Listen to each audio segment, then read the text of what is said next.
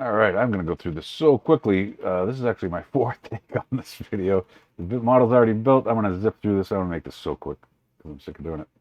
And I just realized that somehow that recording is no good.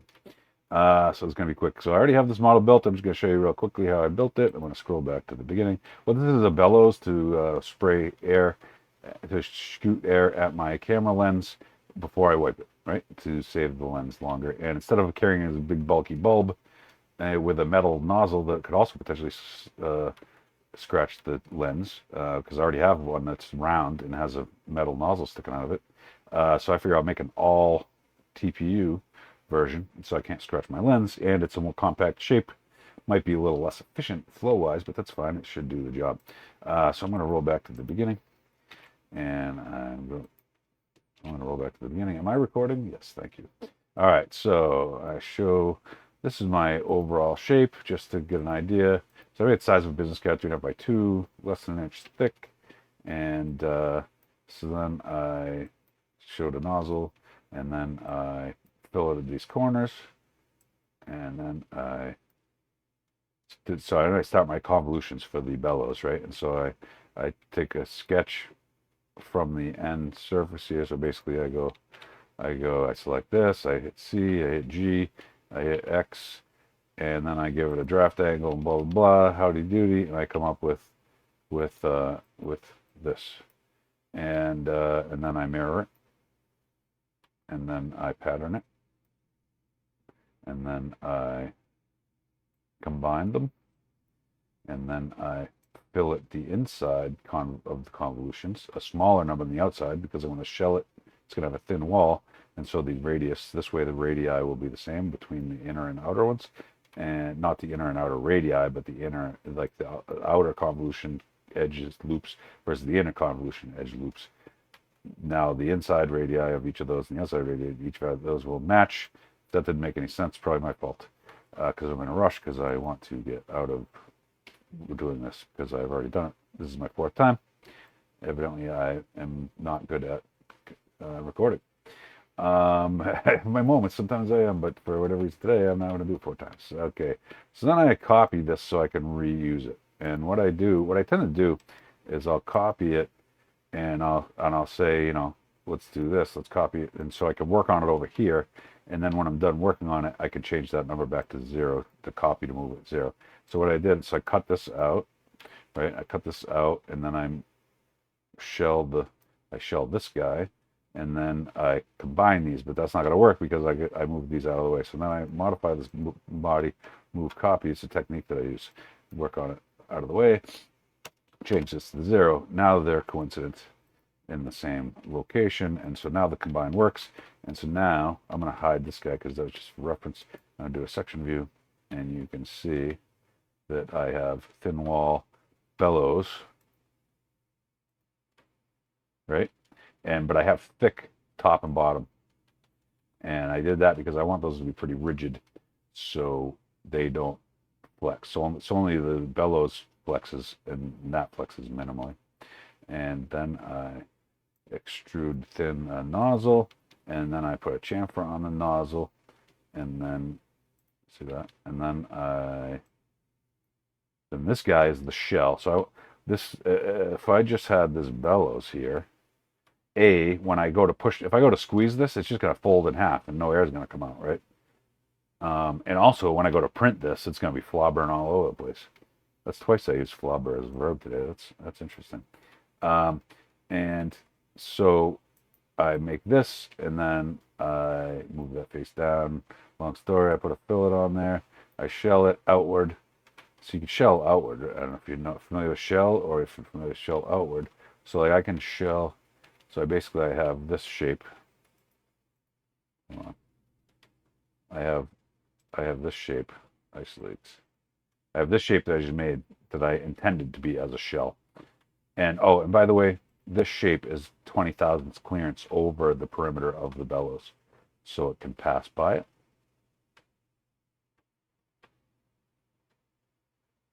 In any case, so the bellows and the shell can pass by each other.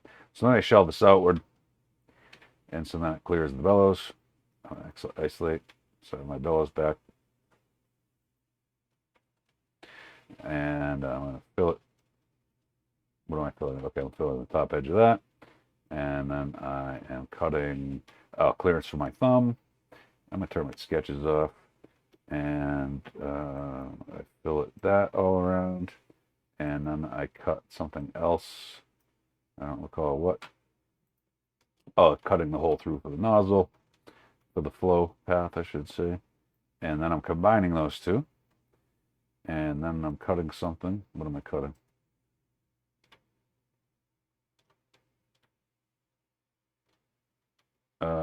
Oh, that's that secondary cut. What's that going to look like? Let's see what that looks like from this view. Probably harmless, but I am going to go ahead and just drag this guy back so it's not cutting through all that. That works. And then I'm going to chamfer that. Then I'm going to radius it, maybe for a little better flow. Probably won't affect much. I could potentially make it much bigger. Might flow a lot better, but I don't think flow is going to be a problem. 4 fillets here. I'm not sure exactly. Okay, I got to fill it here so I don't break the nozzle off. And this guy is totally broken. This guy's partially broken. We're going to call it good enough because I don't see anything missing. I think one of them was already broken. And so this is all looking pretty good. And then I want to add a socket so I can stick a magnet in. I've been embedding magnets in a lot of my prints, if it makes sense to. And I figure it makes sense because I could stick this to whatever with the magnet. And so I already have this magnet socket that I created from another part. Oops. Let's edit this in context and I'll show you what I mean. So like if I just go 2 commands back here, you can see I made this tray with sockets for magnets on the corners. And so I just cannibalized this tray, gave it a new file name, and why are you not hiding?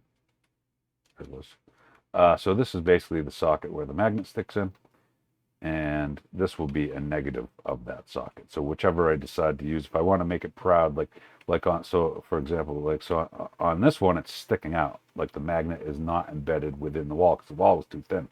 But on mine, on this new one, what I want is this to be flush with this. And so what I did here is I have created this, which will be a negative of it. So then when I save this, exit, and then I can insert part. So you go insert in the menu, and then you go part. And it lets you select the part, and then you can insert the part. But now the part's way up here. Excuse me. Wicked dry throat, too much talking. All right, so if I go, so I move body copies, and I use a constraint to put this guy down here. And what I did here is I made this sketch, and so this allows me this sketch.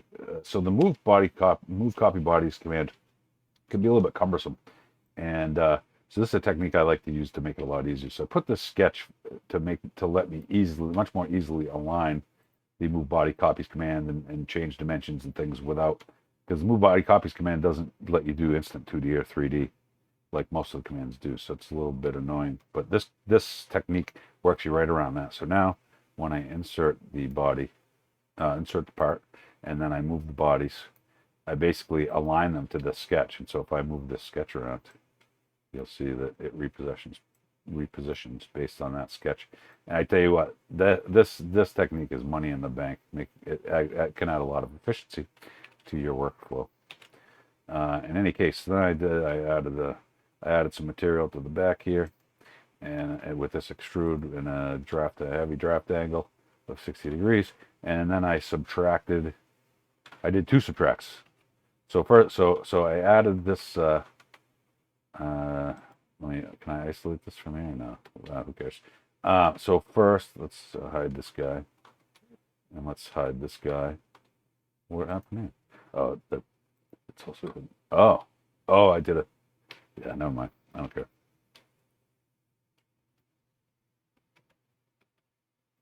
All right. So what I did here is first I do a subtract. So this is our magnet socket, right?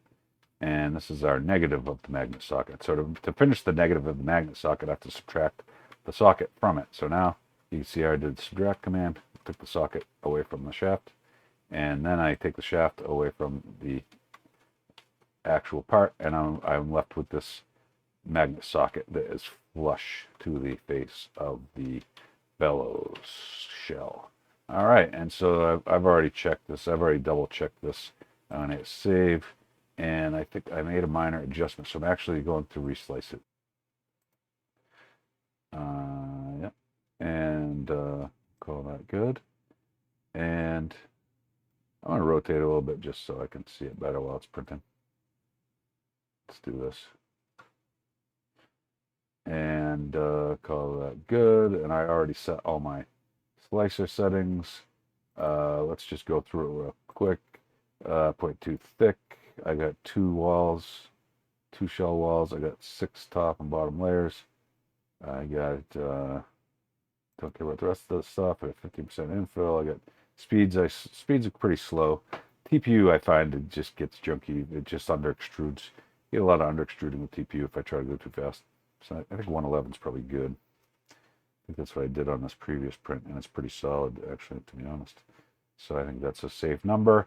And supports non-material, looks good. Temperatures, cooling on extruder, build plate, adhesion, brim. Okay. And save. And slice.